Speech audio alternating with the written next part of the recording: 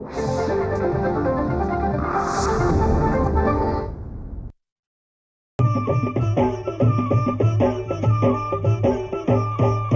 काळी आई धनधान्य देई, ही काळी आई धनधान्य देई.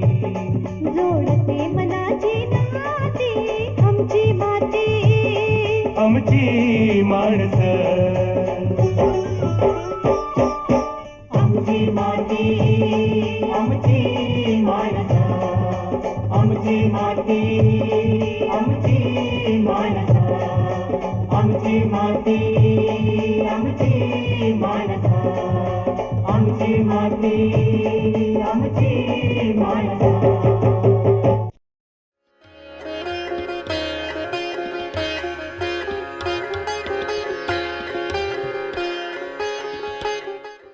शेतकरी बंधू आणि भगिनींनो, आमची माती आमची माणसं या कार्यक्रमात तुमच्या सगळ्यांचं मनपूर्वक स्वागत. मंडळी, शेतीविषयक बरीच कामे करत असताना शेतकरी बंधूंना विविध गोष्टींविषयी निर्णय घ्यावे लागतात. पण निर्णय जितका अचूक तितका फायदा जास्त. पण शेतकरी बंधू जे निर्णय घेतात ते एकतर त्यांच्या अनुभवावर आधारित असतात किंवा त्यांचे जे सहकारी आहे त्यांच्या सल्ल्यावर. पण त्यांच्या आकलनावर आधारित निर्णय जर अचूक नसेल तर कधीकधी त्यांना आर्थिक फटकासुद्धा बसू शकतो. मग याला पर्याय काय? तर होय, याला पर्याय आहे तो म्हणजे नवीन तंत्रज्ञानाचा वापर. शेतीमध्ये ज्याला AI किंवा आर्टिफिशियल इंटेलिजन्स म्हणतात, म्हणजे शेतीमध्ये कृत्रिम बुद्धिमत्तेचा वापर हा त्याचा पर्याय. पण हे तंत्रज्ञान अतिशय नवीन. बऱ्याच शेतकरी बंधूंना याबद्दल कदाचित कल्पनाही नसेल. यासाठी खेत बचाव अभियान 2026 अंतर्गत ऊस शेतीमध्ये कृत्रिम बुद्धिमत्तेचा वापर याविषयी आज आपण चर्चा करणार आहोत. आणि यासाठी आज आपल्या स्टुडिओमध्ये आपण आमंत्रित केलेलं आहे डॉक्टर कृष्णा अंभुरे यांना. अंभुरे सर हे कृषी विज्ञान केंद्र सगरोळी येथे विषय विशेषज्ञ म्हणून कार्यरत आहेत. नमस्कार सर. आमची माती आमची माणसं या कार्यक्रमात आपलं मनपूर्वक स्वागत. सर, एक अतिशय नाविन्यपूर्ण विषयावर आज आपण चर्चा करत आहोत. आणि आपल्या शेतकरी बंधूंच्या मनात ही कुतूहल नक्की असेल की ही कृत्रिम बुद्धिमत्ता म्हणजे नेमकं काय, काय सांगाल? नक्कीच सर, कृत्रिम बुद्धिमत्तेचा वापर शेतामध्ये एक नाविन्यपूर्ण गोष्ट आहे. कृत्रिम बुद्धिमत्तेबद्दल थोडक्यात सांगायचं झालं तर AI म्हणजे आर्टिफिशियल इंटेलिजन्स, ज्याला मराठीत आपण कृत्रिम बुद्धिमत्ता म्हणतो, ही एक संगणक प्रणाली आहे. अच्छा. याच्यामध्ये आज आपण बघतो की आज सर्व विभागामध्ये हा कृत्रिम बुद्धिमत्तेचा वापर होतो. म्हणजे स्मार्टफोन असतील किंवा जी काही नवीन नवीन टेक्नॉलॉजी येते त्या प्रत्येक विभागामध्ये कृत्रिम बुद्धिमत्तेचा वापर होतो. पण ह्याच कृत्रिम बुद्धिमत्तेचा वापर शेतीमध्ये करणे याला आपण AIचा वापर असं म्हणू शकतो. तर यामध्ये आपण वातावरणाचा अभ्यास, जे काही तापमान असेल, आर्द्रता असेल, पाऊस, पर्जन्यमान असेल, ह्या गोष्टींचा, तसेच किडारीन रोगांचा आपल्या पिकांवर प्रादुर्भाव होण्याच्या आधीच त्याच्यावर करता येण्यासारख्या उपाययोजना असतील, या सर्व गोष्टींचा वापर आपण ज्या पद्धतीनं करू याला आपण थोडक्यामध्ये कृत्रिम बुद्धिमत्तेचा वापर शेतीमध्ये असं म्हणता येईल आपल्याला. बरोबर. पण आपल्या शेतकरी बंधूंची ओळख म्हणजे पारंपरिक शेती. नक्कीच सर. मग आता पारंपरिक शेतीमध्ये आणि कृत्रिम बुद्धिमत्तेचा वापर करून शेती यात नेमका फरक काय? नक्कीच सर, याच्यामध्ये खूप मोठा फरक आहे. पारंपरिक शेतीमध्ये शेतकरी जे आहेत ते त्यांची शेती एकतर स्वतःच्या अनुभवाच्या आधारावर करतात किंवा कृषी सेवा केंद्र असतील किंवा त्यांचे जे काही मित्र असतील त्यांच्या सल्ल्याच्या आधारावर ते करतात. पण ह्या कृत्रिम बुद्धिमत्तेचा जो शेती आहे याच्यामध्ये आपल्याला ह्या कृत्रिम बुद्धीच्या म्हणजे ह्या संगणक प्रणालीच्या आधारावर त्यांच्याकडून ज्या सूचना येतील त्या सूचनांच्या आधारावर आपल्याला ती शेती करायची. म्हणजे ही जी संगणक प्रणाली असते याच्यामध्ये पूर्ण वातावरणाचा, कीड रोगांचा सर्व अभ्यास होतो आणि त्यानुसार ते कृत्रिम बुद्धिमत्ता, ती जी संगणक प्रणाली आहे ती आपल्याला सूचना देते आणि त्या सूचनेचाच आपल्याला तेवढाच अवलंब आपल्या शेतामध्ये करायचा आहे. तर हा एक नक्कीच चांगला उपाय तिथे होऊ शकतो उत्पादन वाढीसाठी. तर अशा पद्धतीने जर वापर केला तर नक्कीच शेतकऱ्यांच्या उत्पादनामध्ये पण चांगल्या पद्धतीने वाढ होतो. तर अशा पद्धतीने हा पारंपरिक आणि कृत्रिम बुद्धिमत्तेमध्ये फरक आपल्याला तिथे दिसून येईल. बरोबर. मग याला जोडून मला असं विचारावं असं वाटतं की मग AI या तंत्रज्ञानाचा जर वापर करत असतील तर काही विशेष उपकरणांची आपल्याला गरज आहे का? नक्कीच सर. याच्यामध्ये जे आपले पारंपरिक शेतीमध्ये जे काय आपल्या रेग्युलर गोष्टी लागतात, नियमित गोष्टी, त्या गोष्टी वेगळ्या राहतात. पण ह्या कृत्रिम बुद्धिमत्तेच्या शेतीमध्ये याच्यामध्ये 4 प्रमुख घटक आहेत त्याच्यात. पहिलं म्हणजे IoT म्हणजे इंटरनेट ऑफ थिंग्स सेन्सर असतात. हे जमिनीमध्ये लावलेले असतात. त्याच्यामध्ये NPK सेन्सर असतात, सॉईलचं pH म्हणजे सामू घेणारे सेन्सर असतात, त्याचबरोबर सॉईलची क्षारता, इलेक्ट्रिक कंडक्टिव्हिटी मोजणारे सेन्सर असतात, सॉईलमधील आर्द्रता मोजणारे सेन्सर असतात किंवा सॉईलचं जे मातीमधील जे तापमान आहे हे मोजणारे सेन्सर असतात. तर असे वेगवेगळे सेन्सर जमिनीमध्ये लावलेले असतात. त्याचबरोबर दुसरी जी बाब आहे सॅटेलाईटचा वापर थोडक्यात. अच्छा. हां, तर सॅटेलाईट जी आहे त्या सॅटेलाईटमध्ये आपण सॅटेलाईट जे आहेत ते आपल्या शेतीचा फोटो घेतात आणि त्यानुसार आपल्या शेतीमध्ये कुठे ताण आहे का पाण्याचा किंवा कीड आणि रोगांचा कुठे प्रादुर्भाव आहे का याचे फोटो तिथे घेत असतात.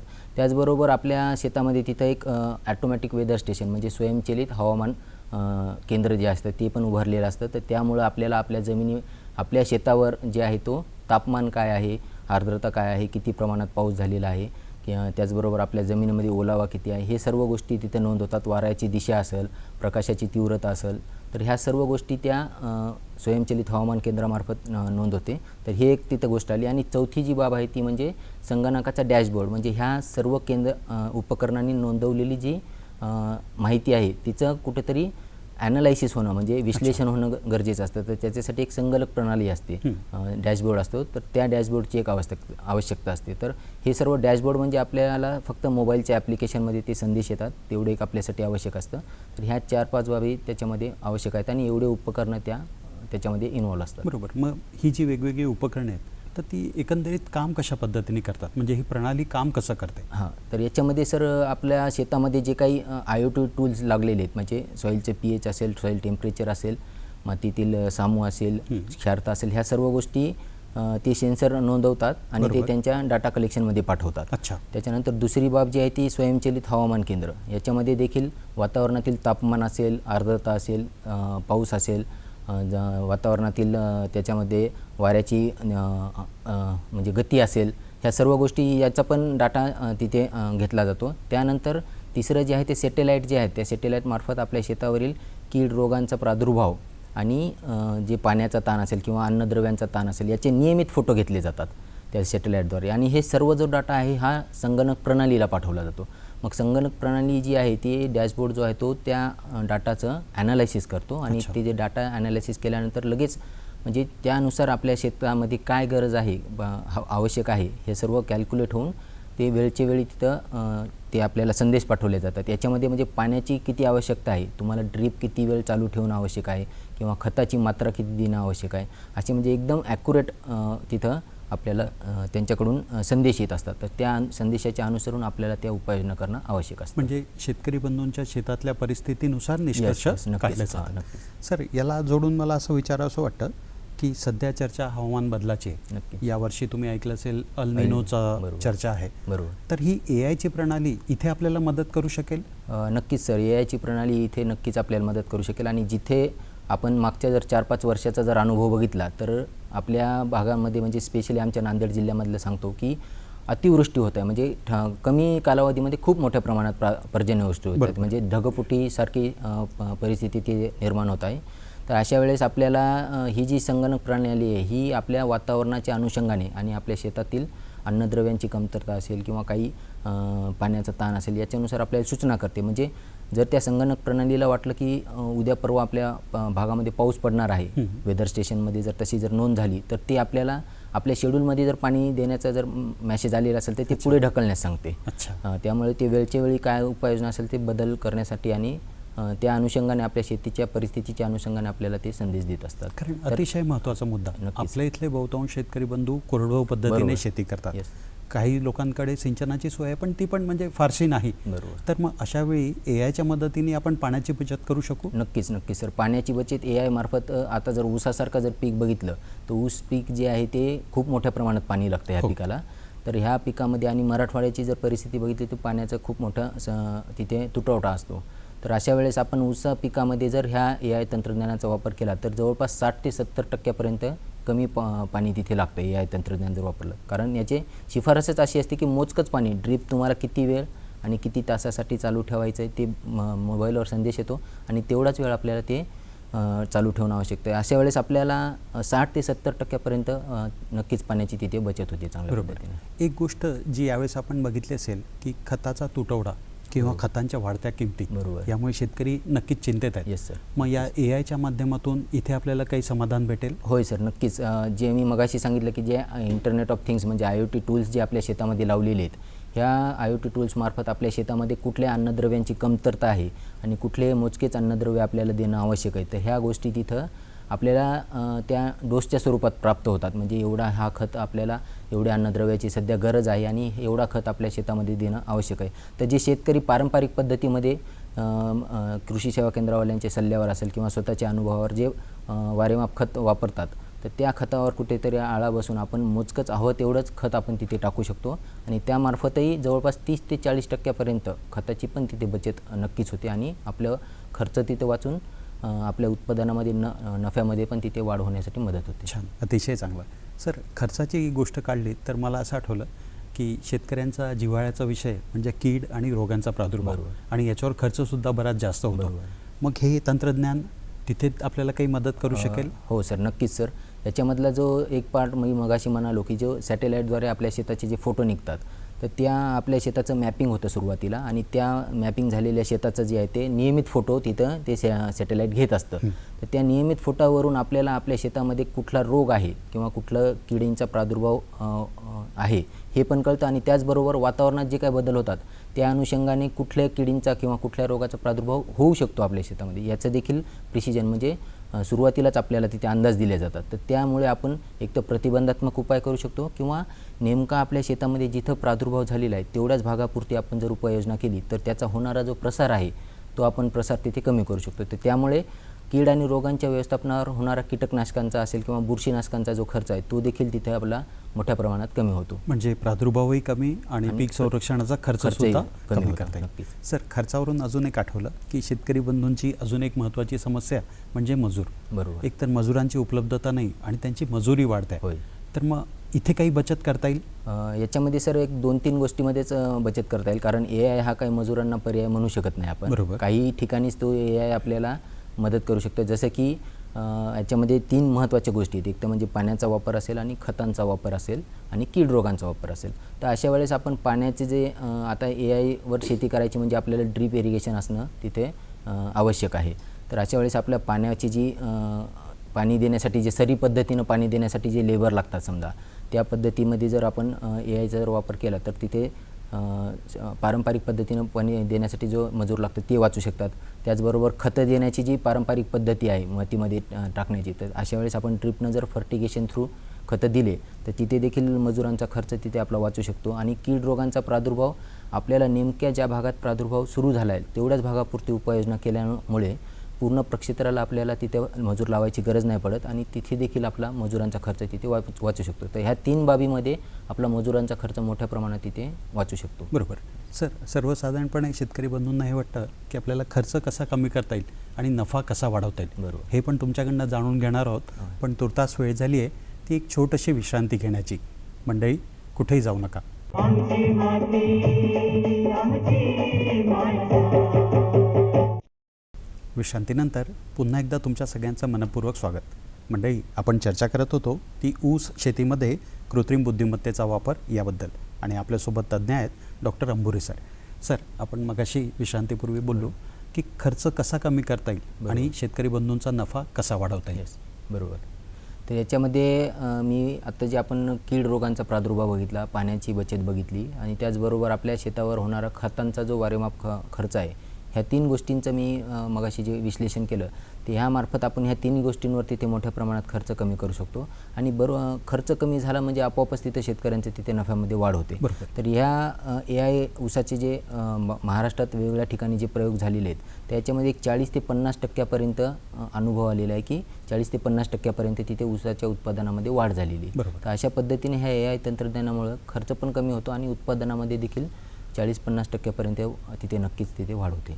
पण AI तंत्रज्ञान, संगणक प्रणाली, सॅटेलाईटचा वापर हे असं ऐकून वाटतं की कदाचित हे खर्चिक असेल. मग हे जर खर्चिक असेल तर हे तंत्रज्ञान फक्त मोठ्या शेतकऱ्यांसाठीच राहील की सर्वसामान्य शेतकरी पण याचा लाभ घेऊ शकतील? नक्कीच सर, याच्यामध्ये सर्वसामान्य शेतकरी देखील लाभ घेऊ शकतात. असं काही नाही की आपण मोठा शेतकरी असलं पाहिजे.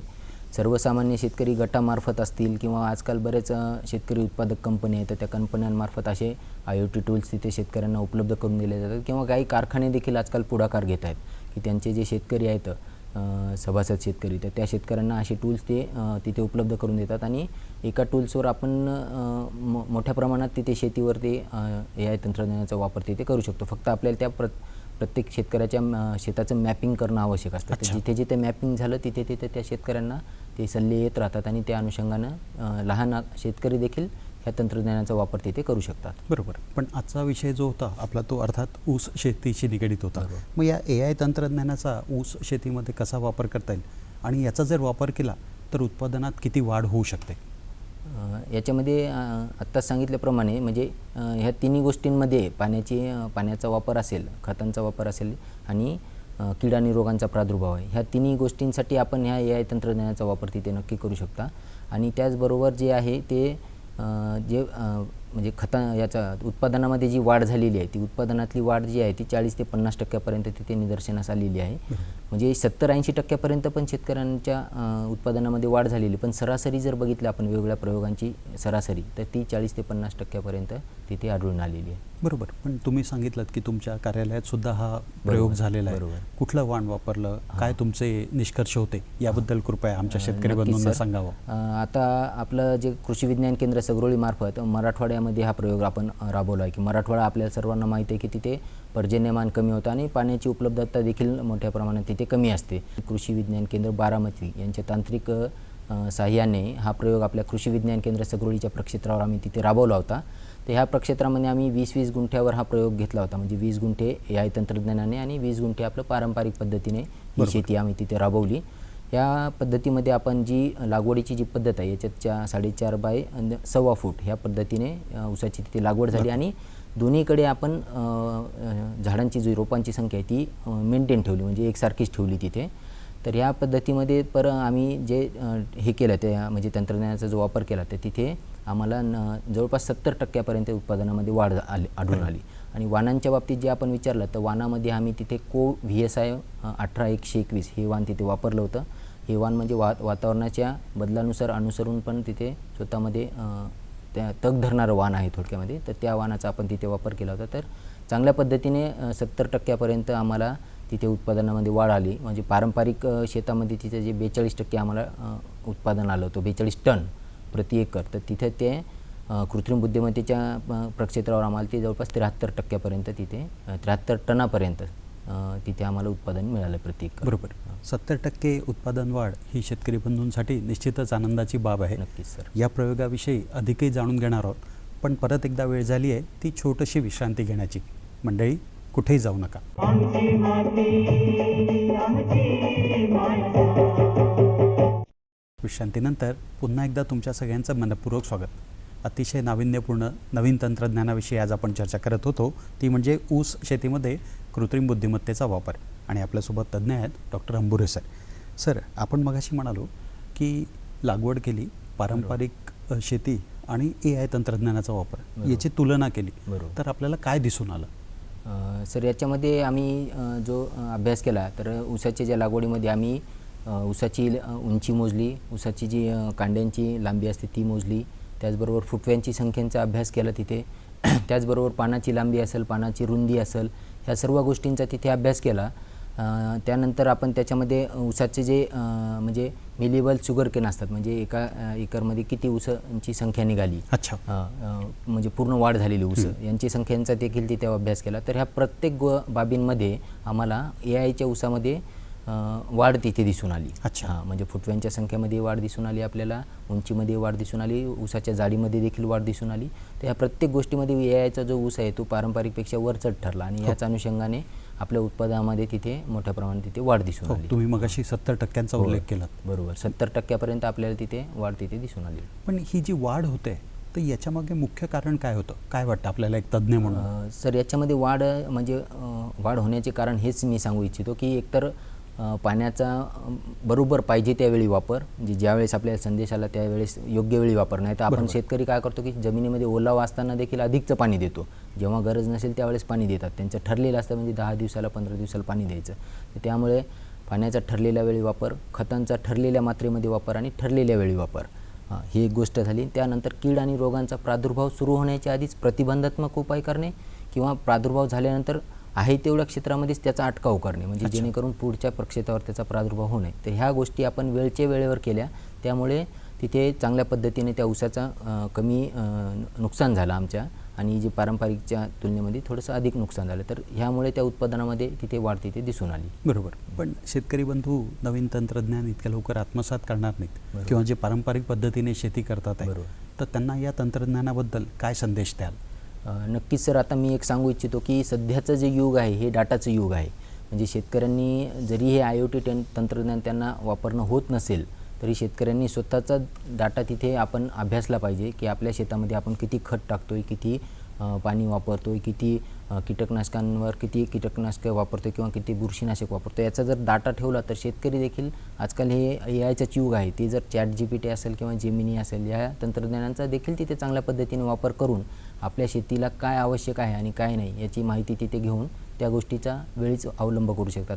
कृत्रिम बुद्धिमत्तेचा वापर केला तर शेती अधिक अचूक, शाश्वत, उत्पादनक्षम आणि फायदेशीर ठरेल असा मला विश्वास वाटतो.